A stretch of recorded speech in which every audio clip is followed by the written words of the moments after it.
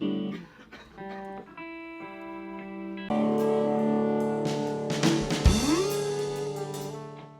I'm Mary Mancini, and this is the Lucy's Record Shop podcast, where you can hear stories behind the legendary 90s Nashville record store and all-ages punk club.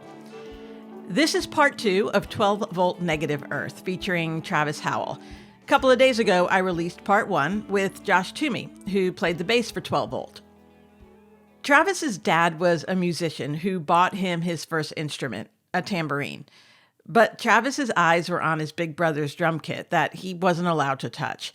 You can guess what happened next. Travis first played drums in No Remorse, the first metal band to grace the Lucy stage, and Sloppy, a punk metal hybrid kind of a thing. He was one of the 2 original members of Adrenaline Hammer, which went on to become 12-Volt. It was with 12-Volt that he realized his goal of packing Lucy's, like his friends the Teen Idols had done. Playing the drums was something Travis loved to do, maybe too much. At some point after he left 12-Volt and was playing in other bands, it all got to be just too much. He quit cold turkey, sold all his drums at a pawn shop, and didn't touch a stick again for 14 years. Then he went to church. Here's part 2 of 12-Volt Negative Earth.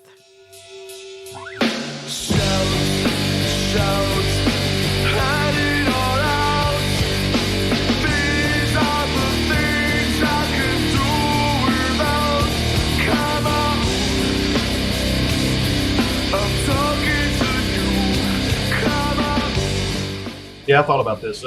Travis Howell, I was a drummer for 12-Volt Negative Earth and Sub Method after that. But it all started with Lucy's with No Remorse. Was a high school band with some guys from school. And Jason was the original singer. And gosh, most every band I've ever been in, Jason's been the singer. We wanted to play clubs. Didn't know anything, so I just started calling. First place that we ever played was the Cannery. Played there, but our parents had to take us because it was an 18 and over club, and we weren't. Of course, we had to have our parents with us to be able to play. We played the Electric Rose, is another one I remember. I think it was Gus's Palace was another club that we played at. But all these clubs were 18 and over. I think the Cannery had an all ages show one time. And Jason had heard about, he went to Hunter's Lane, and he had heard about Lucy's. And I didn't know anything about it. And that's when we walked in to book a show, and where we first met you. Honestly, the first time I ever smelled patchouli was back there in your little place back there. You had something burning, and I had to ask Jason, so what's that smell? He's like, that's patchouli, man. It just, anytime I smell that or smell the oil on somebody, I think of you. And I laugh about that. I'm laughing at that too because I hate patchouli. Yeah, it's crazy, and it's out of all the things and some of the times that I've had in the '90s, just being your stereotypical drummer, doing things that drummers, some of them do, and you're kind of wearing out your brain. Some of those things like that kind of stick out in my head. And that's when we booked a show with you, knowing it was a punk rock club, and being a metal band, I just didn't know how that was going to work, because I think when you did your first thing on Facebook, and I commented, and I said we were one of the first metal bands that ever played there. A bunch of young kids, and we got the show. Wasn't a whole lot of people there. Had fun, but the funny story that I recall is, I don't know if it was the first show, but I know there was one show No Remorse played, and you put it on your little flyer, I guess, and then some guys mistake us for a neo-Nazi metal band called No Remorse, and they actually showed up to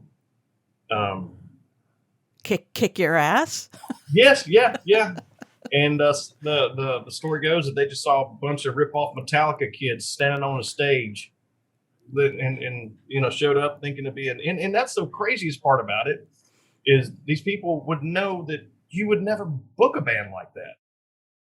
Maybe they just thought we didn't know, or Possibly. We were clueless, or hadn't listened to the lyrics, or I don't know, had an overnight change of heart. Oh my gosh. Yeah, I don't see that. I don't see that at all. But it is the point, right? That though the lot of the policing of the no racist, sexist, or homophobic shit tolerated part of Lucy's was peer to peer. Yeah. It wasn't coming from us. We just sort of put it on the calendar, and we had to interfere occasionally because of the gay bar next door. But most of the stuff was peers saying to other peers, "You can't say that. You can't do that. You can't act that way." Yeah. So yeah, but no remorse. And then Jason and I had a small stint. We dipped our toe in, I don't know if you want to call it, it wasn't punk, but it wasn't metal. A band was called Sloppy, which was me, Jason, Jake Crum, and Keaton Sims. And we tried that for a little while. And we would go and visit, and we'd see these punk shows like Teen Idols, and I mean, you could barely get in the front door, and that's what I wanted. And I didn't think a metal band could do well at Lucy's until 12 Volt. But after Sloppy, we became Adrenaline Hammer and played quite a bit at Lucy's. And we started getting a little bit of notoriety with Adrenaline Hammer, but it still was missing something. So we changed out some members there and put 12 Volt together, the first generation 12 Volt. We sold out our first show at 12 Volt at Lucy's. And that was a big deal to me. So, but yeah, it was a good time. It's a time that, you know, kind of an Al Bundy moment with my kids. You know, there used to be this club or place that everybody used to hang out, and wish you had the same experience. I told them for a long time. They've seen pictures of me with eyeliner and white hair and leather pants and how weird I looked back then, and they just kind of roll their eyes at it. But Lucy's is a place that talking about the punk and the metal thing. I mean, I talked to Janelle Saxon the other day, and we were just talking about Lucy's, and said I was going to tell her I was going to be on the podcast. But there's no way, if it wasn't for Lucy's, that people like the Teen Idols, we were close with those guys. I mean, and we'd hang out at Steve and Janelle's house or my house, and we were very good friends with those guys. And there's no way we would have ever became friends if it wasn't for Lucy's. It's something that I don't think it's catching lightning in the bottle. Lucy's was. I mean, it was just. I don't know of a fight that ever happened. I mean, no, I don't think. I mean, the first time my mom went to see a show there and saw a pit, she thought there was a fight. But, you know, it just was a great place.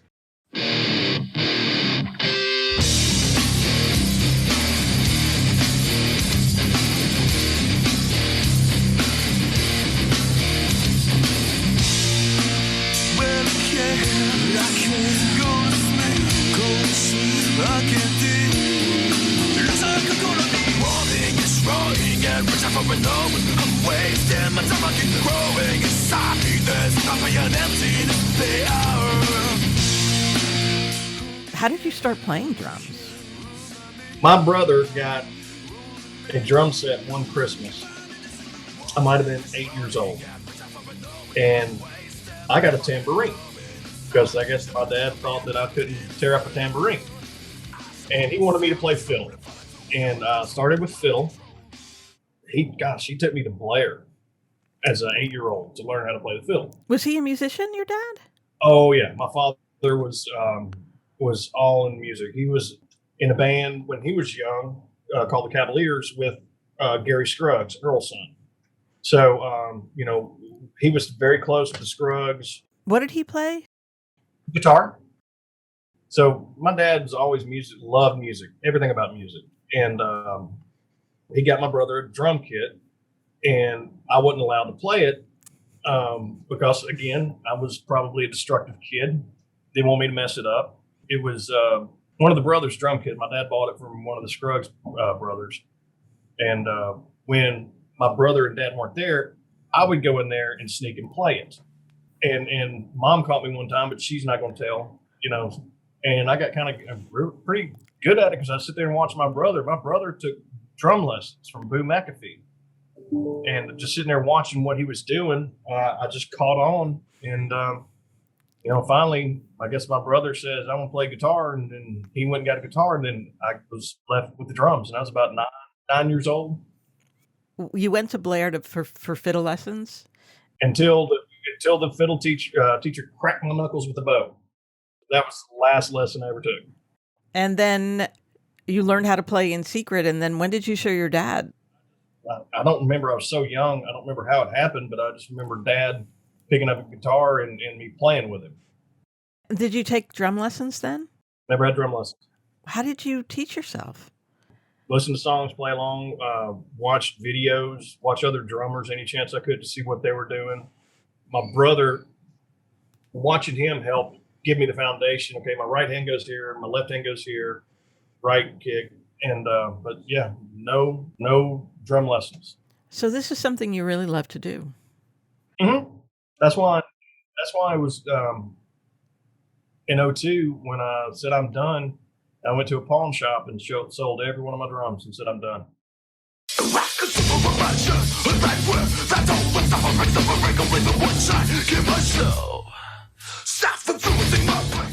So talk a little bit more about the experience with 12 Volt during that time and at Lucy. So you had your first show. It was sold out. Maybe not the first one, but very quickly they started. That was 12 Volt was the first one that actually I went and said, oh, there's a lot of people that are coming here and liking this. And, we made bumper stickers, 12 Volt Negative Earth bumper stickers, and we saw them everywhere. And, it caught on really quick.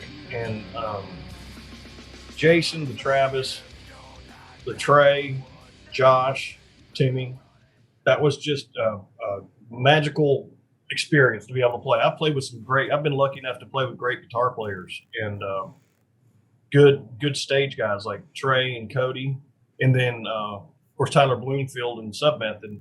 It just was right time. I wish we could have gone further, signed that big deal and done it for the rest of our lives. But well, what happened? I mean, you didn't take it further. No, I was out of the band in '98, and they continued on with Richie and then a few other drummers and just, mixing and matching different things. But I've always thought in the back of my head is when you got a group of people, a band, a unit, it's kind of hard to swap in and out of people. You see other drummers in other bands and you say, what if that's the missing piece? And the same thing we did. There's other members that we just, you pulled and you constantly trying to better yourself by switching members out. And so I guess it's kind of what happened. But, we were thinking almost 24 years later, here I am about to play a show with those guys. It started with, I guess, your conversation with Toomey. And then I don't know who was first, or I was one of the people. I think he called Trey. And, we've talked about this before. Like, there's been times just randomly talk to everybody, hey, let's do a 12 Volt Submethod show. Let's just put both bands together, just do it once, and let's just do it one last time. And then, everybody's like, yeah, let's do it. And everybody's excited. But then 2 days later, it's like, well, man, I just don't. And I don't think it's a good idea. But when your name was brought up, that's when Trey was on board and Cody and Jay, and then they reached out to me, and it's because of you. You're the reason why everybody's this lineup's wanting to do it. It's always been in the back of my head, and like I said, we've talked about it before, and I've gotten some, yeah, sure, but nothing with this. Okay, we're doing this, and it's because you reached out to me, and. Well, I'm so great that it's giving you all an opportunity to do this.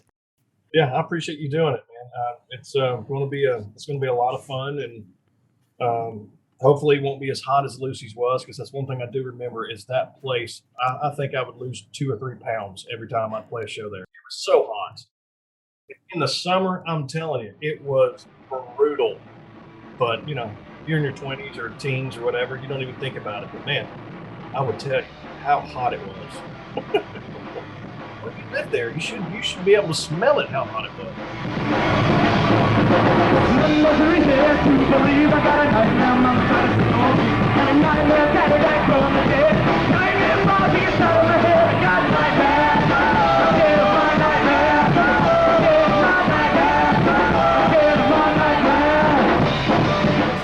Did you come to Lucy's to see any other bands? Teen Idols. The Teen Idols. Balping Hernia. Javachrist was a fun one. Jeff was, one of the main dudes around there. Impetuous Doom. I went to see those guys. I mean, there were just so many different shows. We never looked and said, "Hey, this is we looked and said, this is the band I want to go see." A lot of times it was just, let's just go there. What's going on? What's happening there tonight? It's the first time that I saw Green Day's poster, Dookie.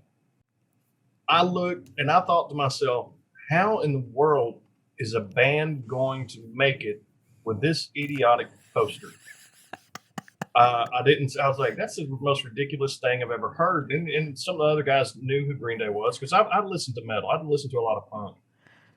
And lo and behold, they became really, really big. And I remember what was his name? Vampire Bat. Wesley Willis. That's it.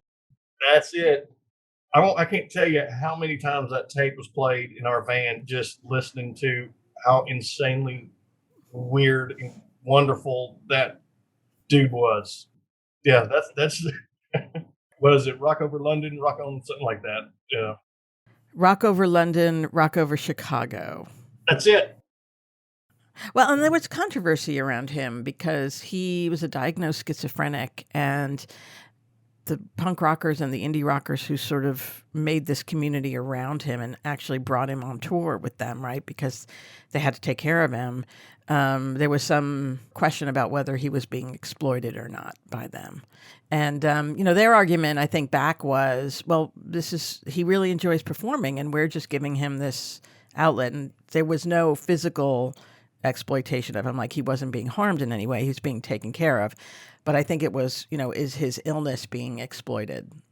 But everybody loved that show. I mean, people came, like, that was a really well attended show and people really liked it. And, the big thing was, can I get headbutted by Wesley Willis? Remember, he went around headbutting everybody and he had this giant bruise on his forehead from doing it. But like, it was the ultimate, right? If he saw you and grabbed you and headbutted you, it was like, oh my God, the ultimate Wesley Willis experience. All right, so let's just a minute just go back over the bands. You started in No Remorse, then Sloppy a little while, then Adrenaline Hammer, and then 12 Volt. Correct. So did you go on the road with any of those? At 12 Volt, we did a tour. I think it was about 2 weeks. It was quite a few. I remember the very first show, Trey jumped in the air and twisted his knee. Oh. And had to wear a brace the rest of. And if you remember Trey Suter, he does not like to stand still and play guitar. But 12 Volt, we got to play with some really cool people. Like Limp Bizkit, we opened up for them at the Exit Inn. But yeah, we had a lot of fun. And then after that, you went on to, like you said, start Submethod, and that was a thing you did for 2 or 3 years. Is that right? Yep. Were there any musical differences between all of those bands? That's a tough question. I mean, Nathan had a totally different style on his own. Tyler was an incredibly gifted guitar player, and so was Cody and Trey. I mean, I always have told people I was probably the luckiest drummer to get to play with 3 of the very talented guitar players in Nashville. Toomey said it, and I'll rip Toomey off from his interview he did with, I think it was Fred, and he said, nobody understood why Cody didn't go as further than what he did. He was that gifted. But so was all the guys. I ain't trying to be politically correct, but I mean, if you look at the people I was able to play with, I mean, it was just the talent was incredible amongst all of them. Trey's ability to write a song and come up with a riff. He made the joke one time. Trey said, if we ever do make it, Travis, the first thing I want to do is get guitar lessons. Yeah. So good. Sub Method. We did that one record, and we got to play with some great people too, and that was a lot of fun. And after that, I forgot about the very last band I was with was Wesley Willis for about a year, and that's when I said I'm done. I'm over it. Sold my drums. What happened? My life was a wreck. I just without getting into too much details, I just was over it. If I'd have continued, no telling how I would have ended up. And I just kind of, I don't know how. I just said, I don't know what triggered it. I just said, I'm done. Did you associate the drums with the bad behaviors? Probably. I think it was more that if I guess to answer your question, yes, because if I have the drums, I'm going to want to keep doing drums. And when I do drums, other things go along with it. And I've thought to myself that the only way to just be done with everything is just to be done playing drums. And I walked away from it and never looked back. And you sold them all? Oh, pawn shop. Yep. Those people got a good deal. At that point, you had quite a collection. Sure did. And went on to try to become an adult the best way I could, which, if you know me, a lot of people say I'm still not an adult. Did it help? Yeah. Yeah, because, I would still get phone calls. People would say, hey, man, I'm starting a band, or hey, come out and play. And I couldn't do it because I didn't have any drums. It was like it was a weight lifted almost. Yeah. How did you get back into playing again?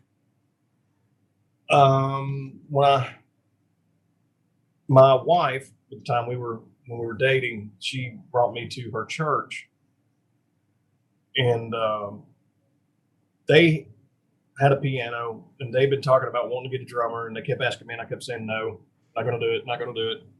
Then we were able to acquire a church, a bigger church, and they bought a really nice rolling drum kit.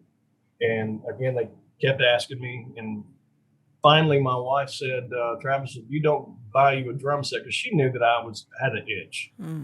She knew I did.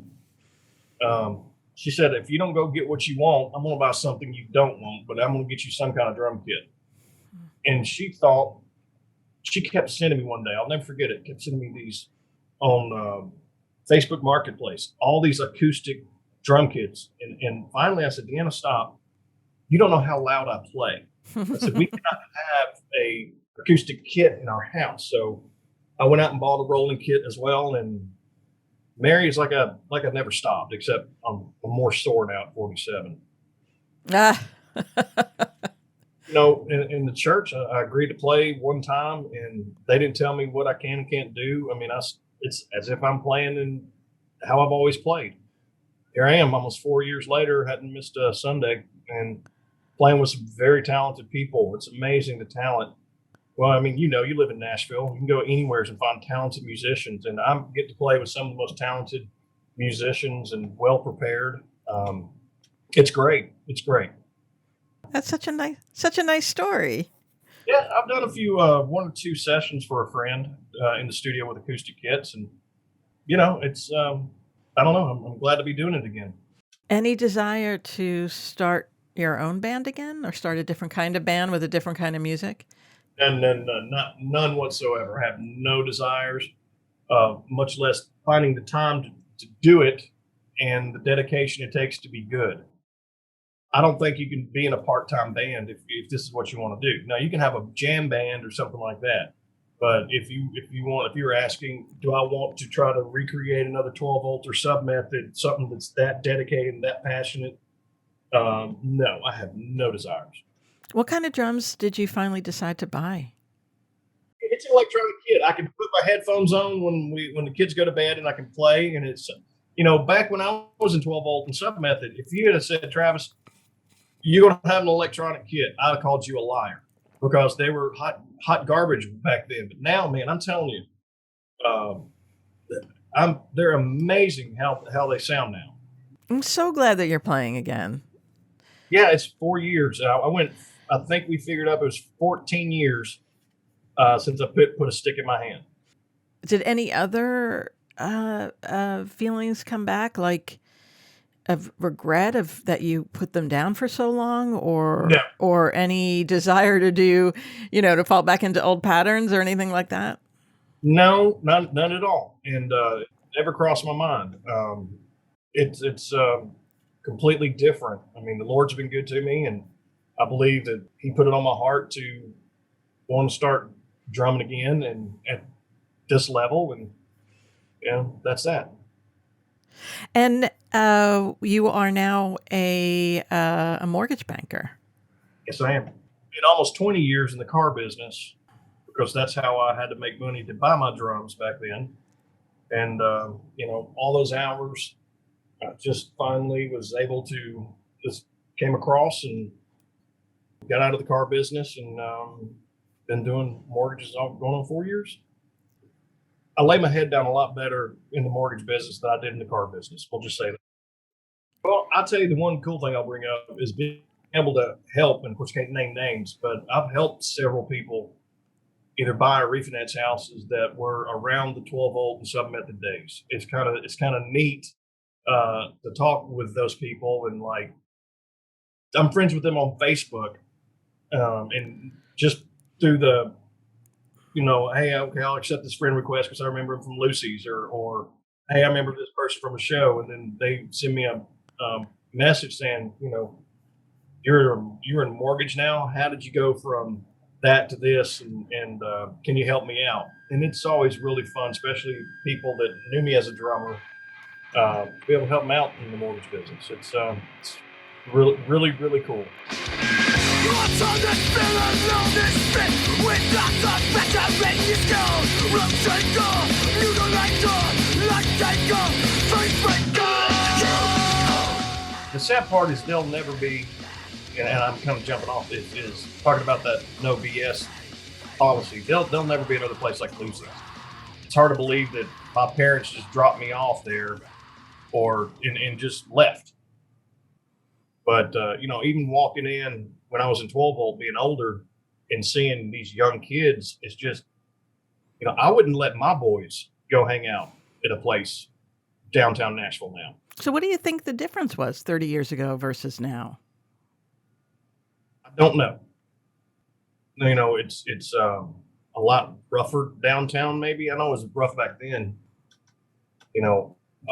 It's a hard question to answer, really. Because it's a generation thing. Yeah. I mean, it's a generation thing. I had no, when I was that age, I had no desires to whip somebody or shoot somebody or get in a fight. That just never crossed my mind. And maybe that's just me. And parents, there's so much more to worry about now. I mean, it probably was back then, but with internet and Facebook and the news and everything, these stories that nobody knew about probably back then are constant. You see it all the time. And like I said, it could be the same climate back then, but we were just ignorant because we didn't have this thing in our hand that we could flip through and see all these bad things going on.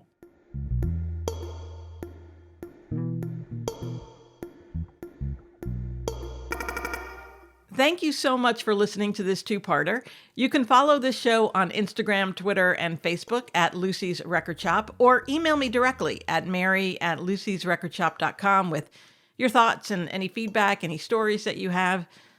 Also, if you have a minute, please take the time to share this show with one friend and drop a rating or a review. Many thanks to Michael Eads for his time and the use of his studio, and Lamp Chop for the intro music. Links to full versions of the songs used in this episode can be found in the episode notes and at lucysrecordshop.com.